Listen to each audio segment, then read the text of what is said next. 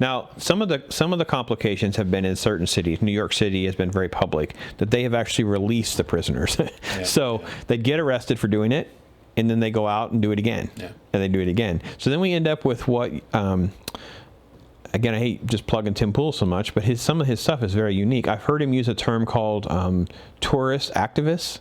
So these are the people that basically work for Black Lives Matter and other agencies, Antifas, and they go anywhere. So they've been in Turkey, they've been in China, they've been wherever, and they're there to just basically rabble-rouse, right? They just stir people up and basically have an attorney that are going to get them off, so they know that they can do whatever they want to do. Somebody's got to be funding it.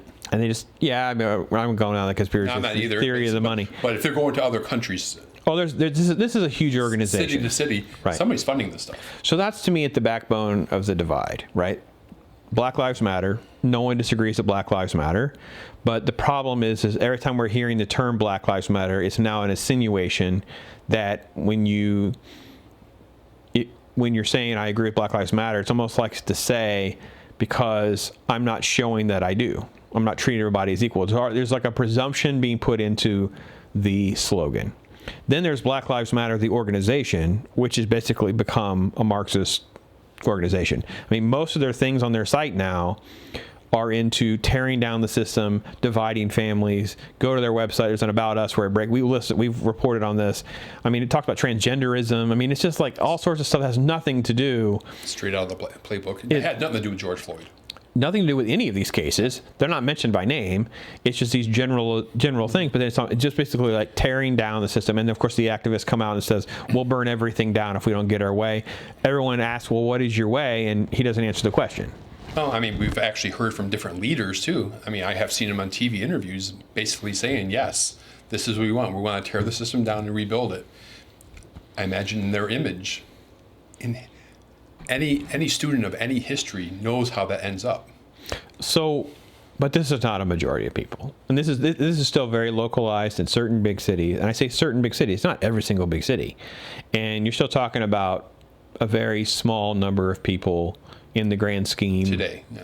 No, I mean, I think it is. I think when you see surveys and you see 70% of people want to see their police arrest someone, when 54% of their people approve of keeping certain statues, you're not seeing a majority. And that's why they're so angry. They feel like they have something that's valid and they didn't win. So this is their response. Right. And that's what my whole point was. I said today, 2 years, 5 years from now. Oh, okay, yeah. Right, the population is going to shift more to that mentality because these people are coming out of college with that mentality, and they're going to propagate like that. Didn't we have a Marxist movement after the 60s though, and it there's always been a Marxist movement. All right, I understand, but I think that there was a little bit of this, fear, and some of that came out of the 60s and 70s and other adults. But do you think it's? But you never saw the universities actually promoting the stuff with such fervor as you do today.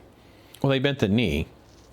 No, I mean, they totally bent the knee. I mean, you would think that living in Havana was better than living in the United States. That's a regular mantra now. Yeah. But they're not there. Did we talk about where all that stems from? I'm not sure people know this. So should we talk about where like Black Lives Matter started and the cases that they this kind of stems around? I'm not really familiar. Okay, so when we go to Trayvon, some of the seeds were planted after Trayvon because you ended up with the media showing that they were going to control the narrative, and George Zimmerman was no longer Spanish.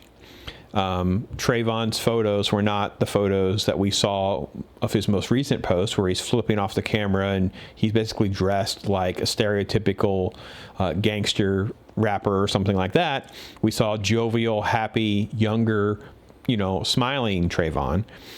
So the media, that was the first step for the media. It's like, this can work. This gets us attention. It gets us clicks. It gets us ratings. Then we fast forward to Michael Brown. We saw the same tactics, right?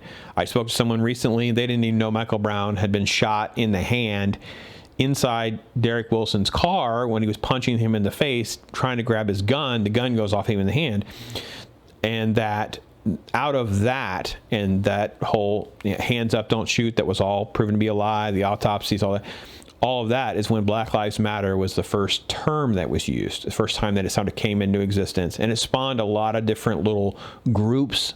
Mm-hmm. And one of those groups I believe it was I think it was the year after, in 2015. It was the students at Missouri University. And they basically did the sit-in and the hunger strike to talk to the dean and the chancellor because they claimed they're being called the N-word.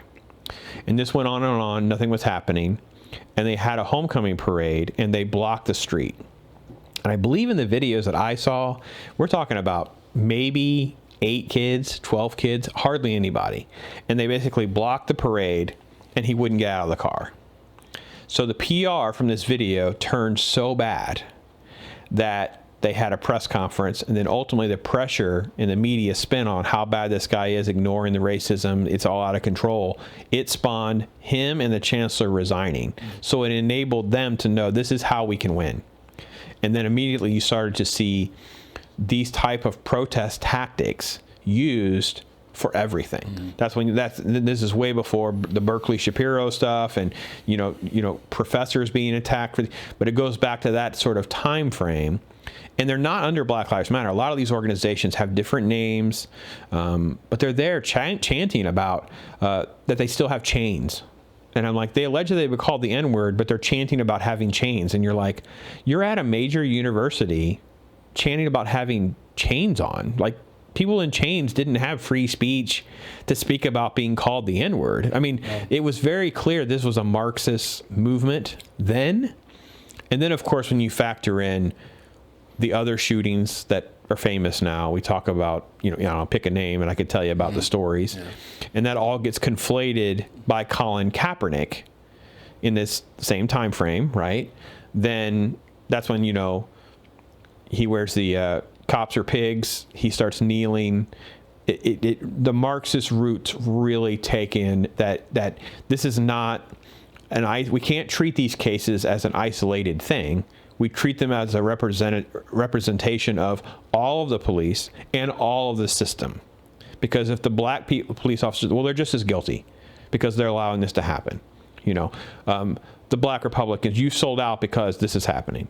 The white people, you're just as guilty. So I think all of this is this festering thing that's been going on for so long. That is where I agree with you that it's not ending in November.